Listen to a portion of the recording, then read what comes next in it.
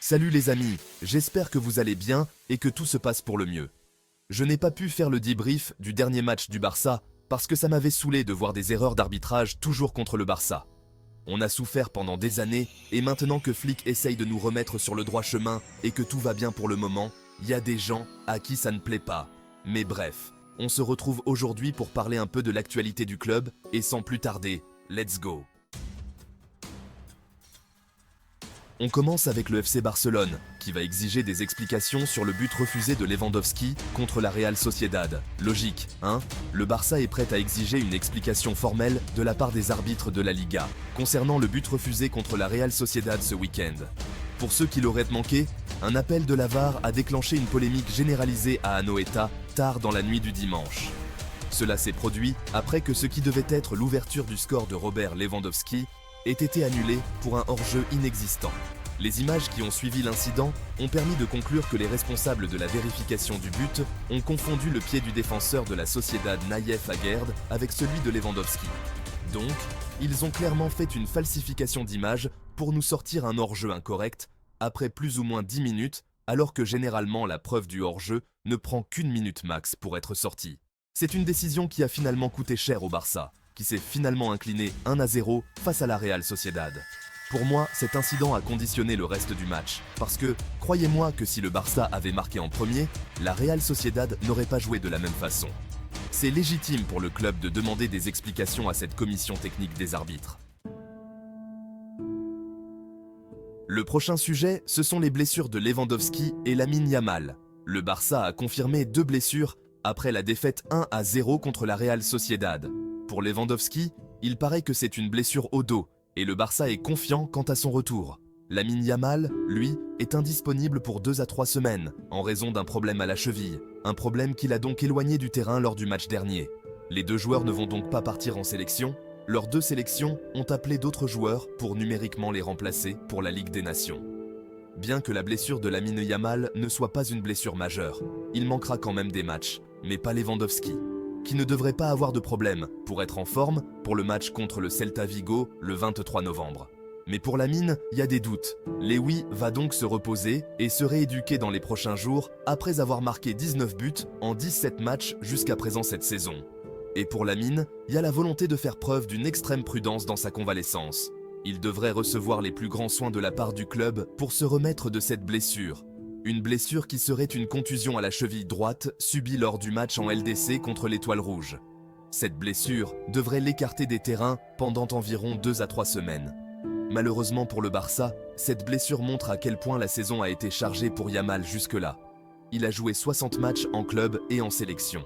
Son absence souligne son importance pour l'équipe. Le Barça a déjà perdu les 2 matchs de Liga cette saison où il n'était pas titulaire, contre Osasuna et plus récemment contre la Real Sociedad. Heureusement que cette blessure coïncide avec la trêve internationale, ce qui limite le nombre de matchs qu'il manquera avec le Barça. Sa disponibilité pour le match contre le Celta reste incertaine et dépendra de la guérison de sa cheville. S'il a besoin de plus de temps, Yamal pourrait également être absent pour le match de Ligue des Champions contre Brest le 26 novembre et un match de la Liga contre Las Palmas le 30 novembre. Il n'ira pas en sélection et le joueur va désormais se concentrer sur une récupération complète à Barcelone. Grâce aux efforts collectifs du staff médical et technique du club, la priorité est claire, s'assurer que Yamal revienne sur le terrain en pleine forme plutôt que de le précipiter prématurément. Parlons maintenant de la dépendance croissante du FC Barcelone envers Lamine Yamal.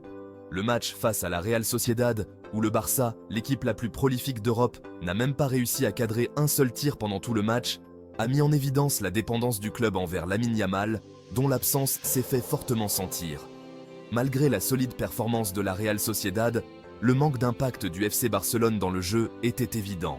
Et il est difficile de nier que la présence de Yamal dans le 11 aurait pu faire la différence. Il est aujourd'hui, à seulement 17 ans, le joueur le plus important du FC Barcelone, influençant les matchs d'une manière que peu d'autres peuvent faire. Yamal a déjà établi un certain nombre de records et a contribué de manière significative au jeu offensif du FC Barcelone cette saison, ce qui peut être confirmé par des statistiques impressionnantes. Le Barça a eu du mal sans lui. Rappelons-nous du match récent contre Sociedad et de Osasuna, il était entré en jeu pour les 30 dernières minutes. Même si sa brève apparition n'a pas suffi à compenser les difficultés de l'équipe, son entrée avait fait beaucoup de bien à l'équipe. Puisque peu importe le match, Yamal c'est un joueur qui te dynamite une attaque par sa création, que ce soit par la passe, le dribble, le but ou la construction du jeu.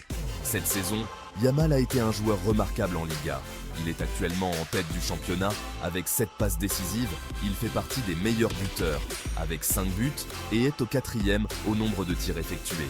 De plus, il est le joueur qui a réalisé le plus de dribbles de la compétition avec un total de 79. Yamal a participé à 12 des 13 matchs de Liga du FC Barcelone et grâce à ses contributions, le FC Barcelone a marqué en moyenne 3,3 buts par match. Cependant, sans lui, l'équipe n'a pas réussi à marquer contre la Real Sociedad pour la première fois en 31 matchs officiels.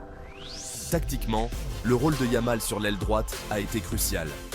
Sa simple présence sur ce côté étire les défenses adverses, ouvrant des espaces pour que d'autres joueurs puissent se positionner en attaque. Qu'il soit directement impliqué ou non dans une action, sa capacité à attirer les défenseurs vers l'extérieur crée des opportunités pour ses coéquipiers d'exploiter les brèches dans la défense, ce qui rend son absence d'autant plus significative et inquiétante. L'effectif du Barça est limité. Le bon début de saison du Barça a caché ce fait, le club doit trouver un remplaçant de qualité pour Lamine et même pour Rafinha. Maintenant parlons un peu d'Ansu Fati en qui Hansi Flick aurait de gros doutes. Un facteur de différenciation clé au Barça cette saison a été la façon dont chaque individu a répondu présent à chaque fois que cela était nécessaire. Sous Hansi Flick, toute l'équipe a produit de bonnes choses cette saison, à commencer par les titulaires comme Robert Lewandowski et Pedri, jusqu'aux jeunes comme Pau Cubarsí, Marc Casado et même Pablo Torre. Mais un joueur qui n'a pas encore eu d'impact au Barça cette saison est Ansu Fati. Et à l'approche du mercato de janvier, il semble que le temps presse pour lui. Flick ne fait pas confiance à Fati pour changer un match. Sport dresse un tableau plutôt sombre en ce qui concerne Fati. Plus tôt dans l'été, Flick a pris la décision de compter sur lui, espérant récupérer sa meilleure version. Mais, après des problèmes de blessure et un manque de temps de jeu, Fati n'a jamais eu d'impact. Il a joué 158 minutes cette saison, sans marquer ni faire de passes décisives, et ses entrées en jeu ont souvent été douteuses. En raison de ses contre-performances, Flick perdrait peu à peu confiance en lui. L'Allemand ne croirait plus en Fati. Il estime que Fati n'offre pas le facteur X lorsqu'il vient du banc. Cela a été évident lors du dernier match. Il n'a pas réussi à avoir un impact positif après son entrée en jeu contre Sociedad. La route à suivre, au fur et à mesure que la saison avance, le battage médiatique qui s'est construit autour de Fati cette saison s'estompe lentement. Et il pourrait finalement se terminer par un scénario dans lequel il pourrait devoir se contenter d'un transfert loin du Barça. Enfin, il y a Ronald Koeman qui garde espoir pour que Frenkie de Jong soit disponible pour jouer le samedi en Ligue des Nations. Alors qu'il est sorti lors du dernier match contre la Real Sociedad pour cause de blessure, il a dit qu'il pense que Frenkie pourra jouer samedi, mais qu'il doit d'abord s'entraîner correctement. MDR Ronald. Il a ensuite ajouté qu'il était clair que ce n'était pas sa cheville, et donc il n'y avait aucun problème. Il est très important pour eux qu'il soit là. Je n'ai vraiment pas de commentaires à faire sur ce coach. Si ça se trouve, il a raison, et que ces matchs-là vont permettre à Frenkie de regagner de la forme, ça me va. Je vais être positif par rapport à cette situation. Yosh, dites-moi ce que vous pensez de la vidéo. Merci de l'avoir regardée, et je vous verrai très bientôt dans la prochaine vidéo qui s'affiche ici, à gauche ou à droite.